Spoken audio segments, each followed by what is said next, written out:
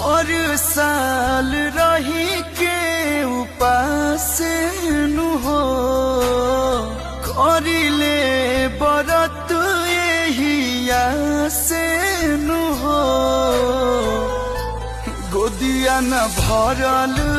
ये माई आ भरल बहनया ना मानू हो ये छठी मैया दुनिया सुनाइत नाही ता